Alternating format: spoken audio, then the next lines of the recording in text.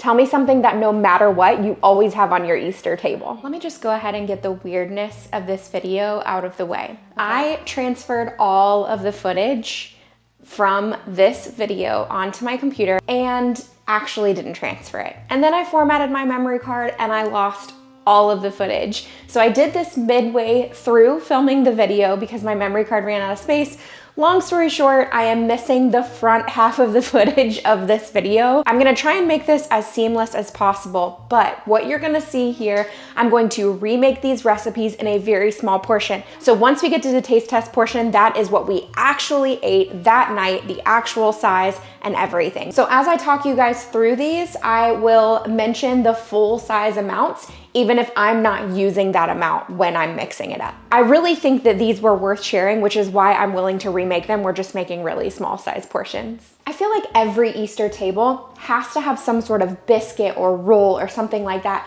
We are going to make these sour cream and cheddar biscuits. So delicious, really easy to make, worth the minimal effort that they are. And I'm telling you, your Easter table is gonna love these. We need to start with 2.5 cups of flour. We're gonna also add baking powder, not baking soda, we're adding baking powder, 3 teaspoons.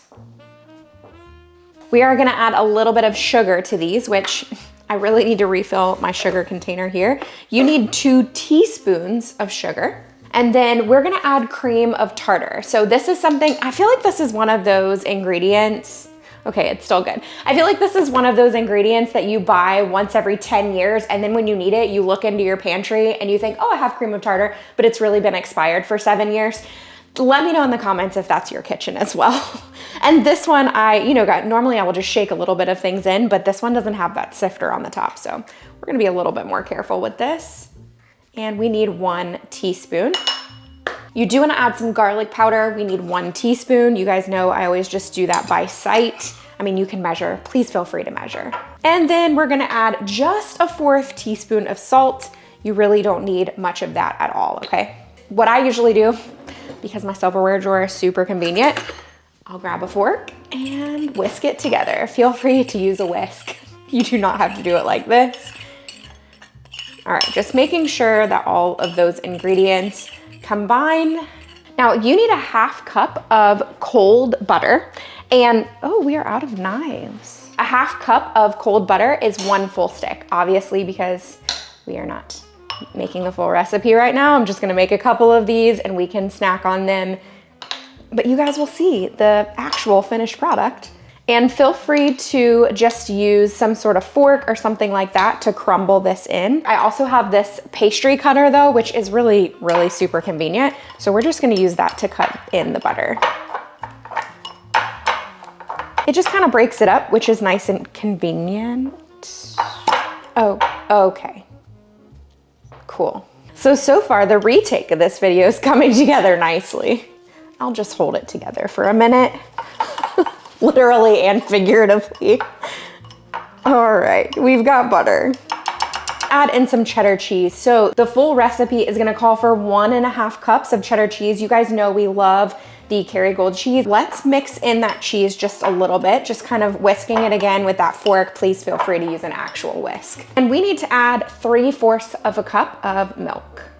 Okay, and we'll just pull that together, starting to pull it together a little bit. The recipe calls for 1/2 cup of sour cream. And you guys know typically when I make a recipe, I will sub out sour cream for Greek yogurt. We are actually using sour cream this time. I want that full fat effect. If we had Greek yogurt that was a full fat, we only have non-fat right now, I would probably use that, but I wanted the full fat. So we are adding that in and just mixing it together. And here you're not looking to make it, completely 100% blended together, mixed together. You really just wanna make sure that all of your flour is nice and your flour is no longer dry. That's what you're looking for.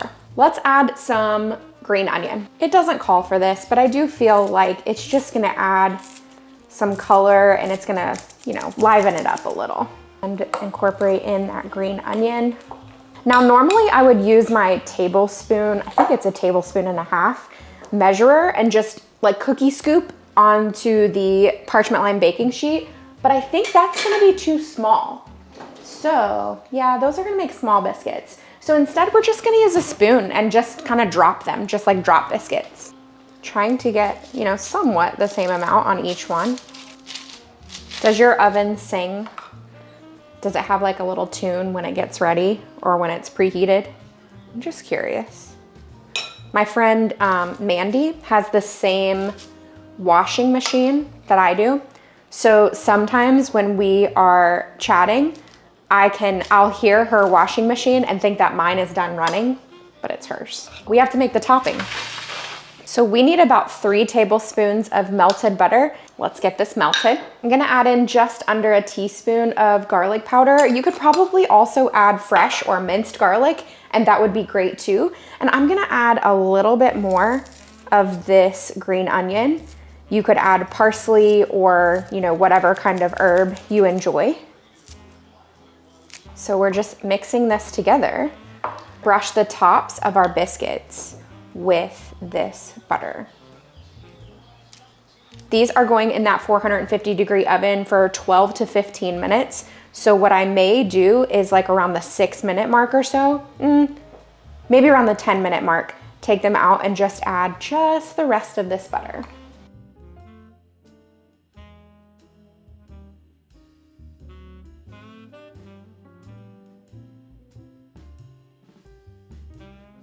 I ended up baking these for about 14 minutes. I didn't feel like they had enough color on the top of them at that 12-minute mark. I'm leaving one off. You know what this reminds me of? The Red Lobster cheddar biscuits. If you've ever been there, this is the flavor. It's very good. I love homemade biscuits. I'm such a fan of those. These are delicious. Raise your hand in the comments if you are one of the households that has deviled eggs on your Thanksgiving table. Wait, we're not talking about Thanksgiving. Easter table. If you have deviled eggs on your Easter table, raise your hand in the comments and let me know. I feel like this is a staple for Easter, but we're gonna change it up a little bit. I love standard deviled eggs. I love loaded deviled eggs. I actually made loaded ones last year and they were amazing. I'll have them linked right here if you need more inspiration. But today, because my family loves smoked salmon so much, we are going to make a smoked salmon and dill deviled egg. All right, friends, so I have some boiled eggs over here on the stove. I'm trying the baking soda method. It's apparently supposed to make your eggs peel a little easier. We'll see how this goes. We've got our ice water bath ready for when those eggs come out of the boiling water. Let's go ahead and prep everything though, because this recipe is gonna be so easy. You wanna use 8 hard-boiled eggs. Let's go ahead and prep the filling. So I will end up putting egg yolk into the filling, but we're gonna use some sour cream. Yes, I am actually using sour cream. I know everybody is really surprised right now because, you know, typically I go for Greek yogurt and that's totally fine. You can absolutely use Greek yogurt. So we need 6 tablespoons. And I know I said it before, but my family truly loves smoked salmon. This is actually something we have in our house pretty regularly. My son will make himself, yes, my 9-year-old son will make himself a smoked salmon bagel for breakfast or smoked salmon toast. We all really enjoy it. It's also our favorite breakfast when we are on vacation as well. So we're just going to take this and you want to cut it into pretty fine little pieces, okay? It's not hard to do because it's already, there's lines in it. What is the word I'm looking for, y'all? This video. It was so good yesterday too. Add that smoked salmon. You want about 3 ounces. You want to use about a tablespoon of fresh dill or a teaspoon of dried dill like I'm using. Okay, I love dill. So this is one of those things, add what you love. If you love more, go ahead and add more. That's completely okay. Let's do a little pre-mix here. You do want to put about a teaspoon of apple cider vinegar into your recipe, and then we want to add a little bit of Dijon mustard and cayenne. So just a bit of Dijon, about 1 teaspoon.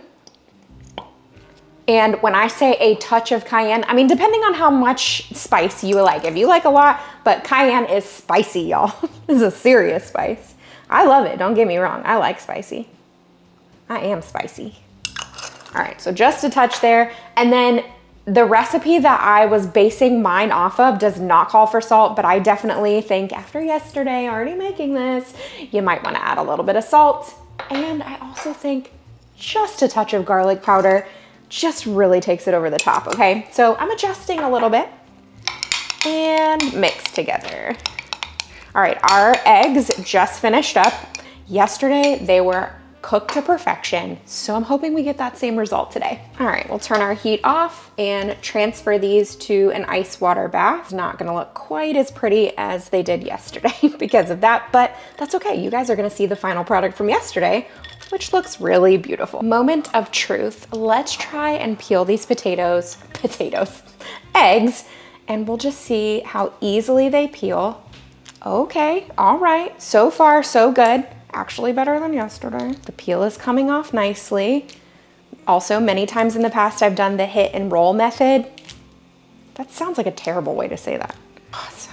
Okay, yeah, for this one, we will do the tap, roll, remove. So if anybody has tips on getting the eggshell off really easily, I would love to hear those, because I have tried the baking soda in the water method, the making sure you put them in an ice bath method. I've tried the making sure you only cook them for 10 minutes, and typically they come out looking like this. It's not beautiful. It just really isn't. Oh, and I've also tried the peel them under running water method. I learned anew. Here's what I do. I put them in the ice bath.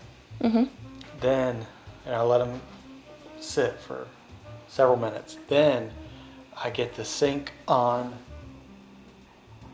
Luke cool. I crack on that middle thing in the sink and then roll. That's what I did. Crack and roll. Oh, okay. And then it's easy. Maybe it's just me. Oh, can you get our egg plate down for me? Yeah. I'll talk about this egg plate while he's gonna get it down for me. When we were doing our wedding registry, you know, you're thinking of all the things that you are gonna need in your future home. And my husband was 100% sure that we would need and frequently use this deviled egg platter. It has been used maybe twice a year in our marriage, probably more like once a year in our marriage. But I think he really thought that I was gonna be a lot more ambitious with making deviled eggs for him, because he really, truly enjoys them. Yeah, I think it's probably a nostalgic thing, growing up with, in church with, what do they call them, potlucks? Oh yeah, yeah, Everybody always had potlucks, yeah. So we are going to cut these open, and I learned a new trick the other day. I realized this is probably not a new trick. If you called your grandma right now, she would probably tell you that's exactly how she cuts a hard-boiled egg. I'm not calling it new, I'm saying it's new to me, okay? So you take the knife and you press into the egg, and then you just let the egg roll, and it doesn't actually, oh. It's not supposed to cut the middle, y'all. This entire video is a blooper reel. Take the middle out. It did actually help pop it out, there we go. And set the whites into the platter. Let's see if it does it on this one, okay? Slice and roll, and come on, prove me right. No, it did it yesterday. It did it on like 3 of them yesterday. Now we wanna mix in that egg yolk into our other stuff. Now, obviously you could use the egg yolk first and then mix everything else in. That's totally fine. But I just decided to do it this way since we were waiting on the eggs to finish cooking. All right, friends, you do not have to be a baker to create a piping bag. Just get yourself a nice tall glass, take your sandwich baggie and put that into the glass and then wrap over the edge. And then you can just take your mixture, drop it right in, and you have a piping bag. Let's cut the tip off. And then let me tell you, whenever I make deviled eggs, I'm usually more conservative with the filling on the first couple, and then I can go back and add more if I need to. Also, you can get really creative with your, you know, little doosey-doos and turns and whatnot and piping things. Don't be afraid to add more dill and even let it get on the platter or plate or whatever you're serving on, because it looks really pretty, adding that green. And then I feel like you just have to have a pop of red, and paprika is perfect for that. So we always add just a touch of paprika to the top because it looks so pretty. go for this one right here. These are even better than the ones I made yesterday. And let me tell you why. The ones I made yesterday, I made with the Greek yogurt. I think that Greek yogurt is a great substitution for sour cream. But in this case, it needed that extra hardiness, boldness, and fat that you get in sour cream. So it's almost a little creamier and richer. These are, y'all need to come over and get one. These are good. These are better than yesterday for sure. Very, very good. Another Easter staple is some sort of potato. We love smashed potatoes. We love loaded mashed potatoes. We love baked potato. We love sweet potato. We're potato fans here. We are going to take a couple of potatoes. So if you're making this full recipe, you need about 8 large potatoes, and we're gonna dice this up. Now, it doesn't really matter the size because you're gonna end up mashing these, but let me tell you my thought process behind mashed potatoes. I kind of always feel like the smaller the dice, the faster they will boil. Whether or not that is true, I have no idea, but it's kind of like, doesn't that make sense? So we are gonna boil these. I'm gonna take them over to the stovetop and boil them. My potatoes are cooked, so we're gonna drain them. I personally like to take my potatoes and put them right back in the pot that I cooked them in. The reason for this is the bottom of your pan is flat and so is your potato masher. So it makes it easier to do this versus that bowl shape. I feel like it's really hard to mash potatoes in some sort of bowl. So I prefer to just do everything right here in the pot if I'm able to. And since we're going to be transferring this to a baking dish, I'm gonna go ahead and mix everything right here in the pot too, and then we'll just transfer it there. You're gonna add some salt, about a teaspoon to a teaspoon and a half.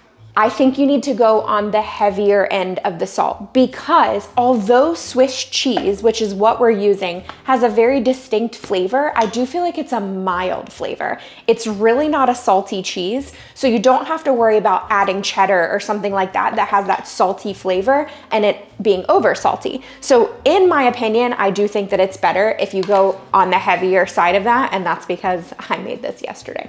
So we are gonna add some milk to this recipe. We need about 2/3 of a cup.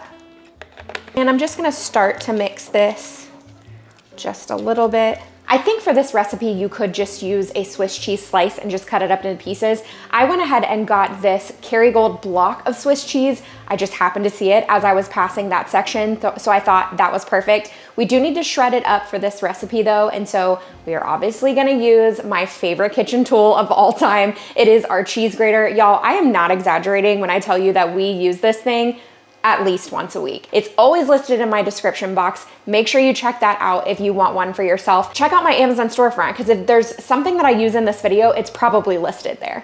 We're gonna add in Swiss cheese, about a cup to a cup and a half, just depending on what you like, how much your family likes Swiss cheese. You do wanna add about 3 tablespoons of butter to this. And my preference is also to add a little bit of garlic powder, just a bit. And in my case, because we didn't use onion, we're gonna add a little bit of onion powder. Just mix all of that together. We're gonna transfer this to an oven-safe baking dish.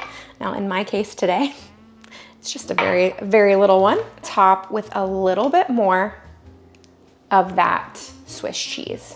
So this is just gonna go under your broiler. Actually, this could be really cute. If you have a lot of ramekins, you could serve it like this, depending on how many people you have coming over. Maybe if you have 8 people or something like that coming, you could make individual potatoes like this. That could be a really, really good idea. Okay, moving on. You're gonna put this under your broiler for about 3 to 4 minutes. The main thing you're looking for is for that cheese to brown on the top. All right, obviously I'm gonna show you guys the full size version that I made, but look how cute this little baby version is. I mean, the more I think about it, the more I love the idea of making individual potato things. I just think it's so cute if everybody had one of these. So that's an idea too. Good things come out of me messing up a video. Now let's see what it looks like. Oh yeah, you've got the cheese. Okay, we need to try. So I'm just gonna try a little bite before we serve. Love the cheese in here. I love the flavors here. I love the Swiss. You could probably still add a little bit more Swiss too. For me, Swiss is a very mild cheese, and so you could add a little bit more salt and it's just gonna elevate that flavor of the Swiss. But otherwise, I really, really like this one. These are a great option and a great alternative to regular mashed potatoes. I am a huge fan of savory. You guys know that. I've said it here on my channel before. I am actually not a huge fan of salads that have fruit in them. The only fruit that I can enjoy occasionally in a salad is strawberries. I love a good Cobb salad or Caesar salad or something with like a really rich kind of salty dressing, but I do like the idea of having something light, and I feel like those salads are not light salads. So we are going to make this strawberry and arugula salad. It is very good. It's very light. It's perfect, I think, for something like an Easter table. I love arugula, so we are using arugula, but if arugula is not a green that you actually prefer, go ahead and use something like romaine. It doesn't have to be that. So I'm just gonna make a little baby version of this salad here so you can see it. Like I said, stuff is listed in my Amazon store if you are curious about the items that I use. But I have this right here. It's totally unnecessary, but it slices strawberries. And I mean, how cute is that? So we're gonna slice the strawberries and add them to the salad. Super cute. Add as many as you want. I would say if you're doing about 6 cups of arugula, you want at least a cup to a cup and a half of strawberries. You really want that strawberry flavor because the dressing is, it's really, what's the word I'm looking for? It's got a lot of citrusy kind of flavors. Not citrus necessarily, but there's 2 kinds of vinegar and there's a lemon, so it's that kind of flavor. So the sweetness of the strawberries balances that out. We are going to use this container right here that I always use whenever I mix up dressing, and it says blue cheese on it. Well, actually it says blue heese on it. Blue heese. I added that from my Cricut a while ago and just never took it off. Obviously we're not making blue cheese. You could. I totally forgot the main ingredients on this. Cool. It's 8 o'clock and I'm gonna lose it. We are gonna add some feta. I do think that if you can get like a garlic and herb feta, it would be really delicious because it's just gonna add another element of flavor. Plus it's got that greenish color. Well, I mean, it's herbs and stuff in it, greenish, blackish color that it's gonna add another element to it. So, which that's always a great thing to add. Also, you can add things like pine nuts or almonds. I think that would be delicious. Yesterday when we made this, we added a little bit of macadamia nut that I just crushed up. So the only nut that we really keep around in our house anymore is macadamia nut. And I make things like macadamia butter and we just snack on them. Just using my meat mallet to break them up a little bit. And then we can just add that to the salad. So pretty. If you use something like almonds, you know, they have that darker color around the edges, so that's gonna add another color element. Beautiful. Okie dokie, now we can make our dressing. So I am using this container. I got it from Target. I actually bought 2 of them, and this is how we mix up our dressings. One says blue heese and one says ranch, but we're not making either of those. We're making a vinaigrette. So for this recipe, you are gonna need a 1/3 cup of olive oil. Obviously that's not a 1/3 cup, but you know what I'm doing here. You need a tablespoon of Dijon mustard. You need a tablespoon of, in my opinion, one of the most underrated items to keep in your pantry or refrigerator. I keep mine in the refrigerator. Does it have to be kept in the refrigerator? It doesn't say. Red wine vinegar. That's all that to say. We need a tablespoon. We need 1.5 teaspoons of balsamic vinegar, another favorite of mine. Now I used fresh lemon because we didn't have lemon juice, but I did have a lemon. We're gonna add lemon juice. You need about 2 teaspoons. And this is where you wanna add your herbs. So we're gonna add in some rosemary. This is dried, but feel free to use fresh rosemary. Just about a 1/4 teaspoon is all you need if you're using dried, but you can add in some garlic powder, onion powder, add some dill, some sage, whatever kinds of things that you like. Add salt and pepper. Actually, we do need to add a little pinch of salt.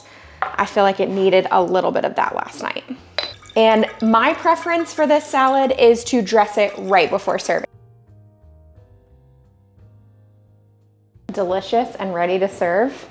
I'm gonna try it and just see. Like I said, I will never gravitate toward fruit and salads, but my family does like it, and it's not that I dislike it. You guys know I'm a savory person, so I always will go more for something like a Cobb. It's good though. The dressing is really tangy, which kind of offsets some of the other flavors in there, like the feta, but I think it's good. I do think it actually would be really good with almond slivers. So if you can get those, that's what I would do for sure. I have a confession to make. I don't like ham. We don't have ham ever at Easter unless somebody brings it to our house. And even then, I will probably only eat like the burnt ends. There are very few things that I don't like. I am not a picky eater, never really been a fan of ham. So there are two options that I'm gonna show you that I prefer to have on our Easter table. This one right here, corned beef. This is absolutely delicious for Easter. And I'm not gonna show you this only because it is the easiest thing you can possibly make. Put it in your crock pot, let that thing cook low and slow for like 6 to 8 hours. And when you get home from church or whatever it is that you're doing that day, it is ready to go and it is falling apart. The flavors are phenomenal. We're actually gonna have this a couple Sundays before Easter because we love this. Okay, so option number one. This is another option, and this one I'm actually gonna be cooking for you. This is a pork loin, and we are gonna do a stuffed pork loin just to make it a little bit more elevated. One way, just so you guys are aware, if you don't wanna make a stuffed pork loin, it is so easy to make it on the grill, okay? And it is perfect every time. You wanna crank up the heat on that grill. I mean, as high as you can possibly get it. Season this with whatever your favorite seasoning is, and then you're gonna take it out to the grill and just sear it on all sides. What do you think? Sear it for 2 to 3 minutes? You're going to turn off the majority of your burners, and you're gonna put that pork in a spot where the heat is not on. Then you just let that thing cook 25 to 30 minutes. It really just depends on the size of your pork, but you're trying to reach that perfect internal temperature. So get yourself a meat thermometer. That is the best way for sure. The way that we do it is we usually take it off of the grill around 155 because as it's resting, you want it to rest for about 10 minutes. It's still gonna come up in temperature and it is perfect. But I'm gonna show you a stuffed pork loin that is also delicious. I wanna make up the Dijon herb mixture that it's gonna get stuffed with before we move on to anything else. Into this bowl, I'm gonna add about a 1/4 cup of Dijon mustard. Actually, that's probably gonna be the rest of this. And we need to add about 4 minced garlic cloves. So it's definitely a decent amount of garlic in here. Feel free to take that down a bit if that's that's a lot. Take that down a bit if that's what you prefer. You can use dried herbs. I'm gonna go ahead and use fresh herbs because this poultry pack that they had was perfect. All right, so we've got some sage in here. Doesn't look awesome. All right, we're gonna pick off a few good pieces here. That's rough. We're also gonna use some thyme and some rosemary. Okay. For each one of these, you really want like about almost a 1/4 cup or so, but it's okay, it'll be all right. I'm gonna chop everything up just a little bit. We don't need to chop it too much. My oven is currently preheated to 350 degrees so that will be ready when we are ready. Let's chop up what we have and we're gonna add it to our mixture. Another thing you could add into this that would be great is chives. I only have green onion right now, which I don't know, we might add some green onion actually could be really good in here. I might add in some of that. You need about a teaspoon overall of salt, but in here we're dividing it up. So just about a 1/2 teaspoon in this, and we're gonna actually make sure the entire pork loin has salt and pepper all over it. All right, let's mix up our Dijon mixture here. You can actually just flatten these with your meat mallet. I'm going to attempt to actually cut them long ways. All right, I'm gonna season the whole thing with some pepper, just a touch there, and then season with salt. And I'm gonna do just a touch because once I roll it, I'm gonna salt the outside as well. Now, we wanna take the herb mixture that we have, put it all over. I'm actually gonna get my pastry brush and just spread it all around. Actually, you know what? I'm thinking this might be easier with a spoon, so let's change that. Okay, just spreading it all around everywhere. Also, I don't know if you saw, but I do have a little error right here where I cut a little too deep at one portion. Totally okay. This isn't a pro kitchen. It's just a tasty kitchen. Okay, the oven is ready. I'm going to roll this up, and then you can tie it off with string if you want to so that it all stays together. I'm actually going to use some toothpicks to hold it together, and I've done that plenty of times in the past. It's totally fine that way. I just kind of take the toothpick and weave it in a way, in and out, to hold it together, kind of like a stitch, like a sewing stitch, not like a medical stitch. So that should hold it together just fine. We can pull those out before we cut, but we want to, now we're gonna have to do this twice, but we wanna rub this whole thing in oil and then salt and pepper on the outside. Okay, just a little bit of oil there. Rub it all around. And then I'm actually gonna salt and pepper last so that I can go ahead and cut this other one without washing my hands for the 5th time. So we want to just wash my hands. We're gonna sprinkle with salt again. We wanna make sure we've got great flavor here. I mean, you've got great flavor inside of the pork loin, but man, you know when you get that bite that has the outside pieces that are just so delicious? That's what I'm looking for. I have a little bit of the Dijon mixture left, so we're just going to take that and just brush the outside with the remaining amount. This is actually gonna bake for 1 hour in the oven. I'm definitely gonna check it just to make sure we don't overdo it, but 350 for 1 hour. All right, this just came out of the oven. Really tasty. Really good flavor.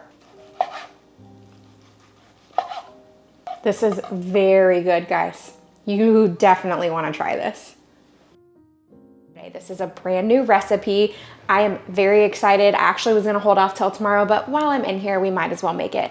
I am gonna cut this recipe down to 1/3 because we just don't need all of this. But tell me what dessert is regularly on your Easter table. These are called humble, bumble, crumble bars, and they have raspberries and blackberries in them. I cannot wait. When I saw this recipe, I thought this is right up our alley. So we have 1/2 cup of softened butter. We need to add 3/4 cup of sugar. And we need to mix that together until it's light and fluffy. Now that we have that put together, let's add in an egg. Okay, I have another bowl over here, and this is gonna be for sifting. You need 2.5 cups of all-purpose flour. Now, if you guys have seen me bake before, I usually will put all of the dry ingredients into something like this so we don't get any big clumps of things like baking powder or baking soda. We need a 1/2 teaspoon of baking powder.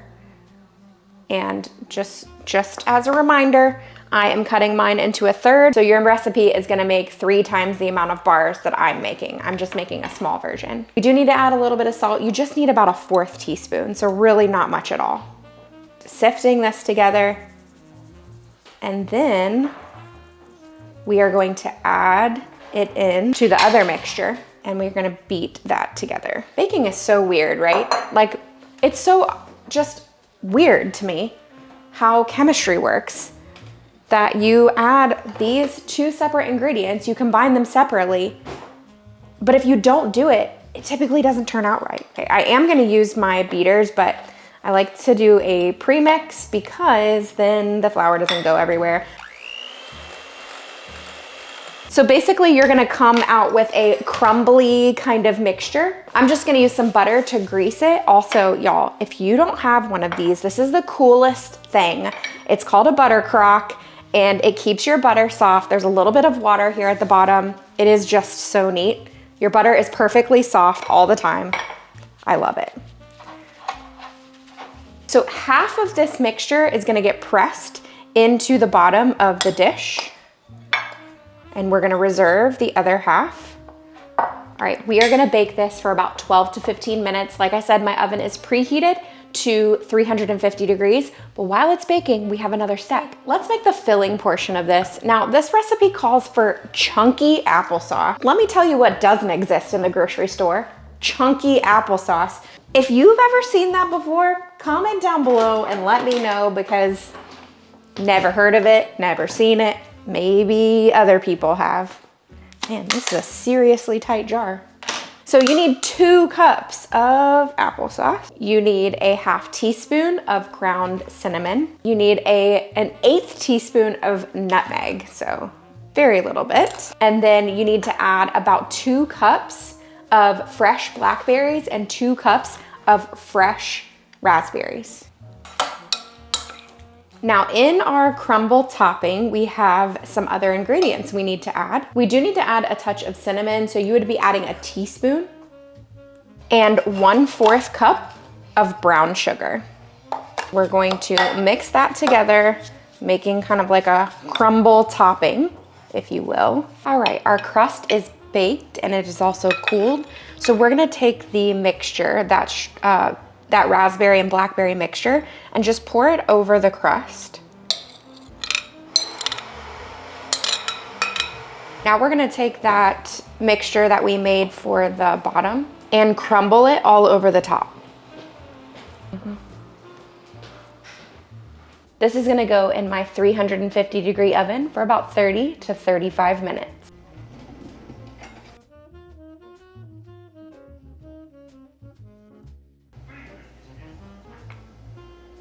Guys, these are so delicious because they're not overly sweet.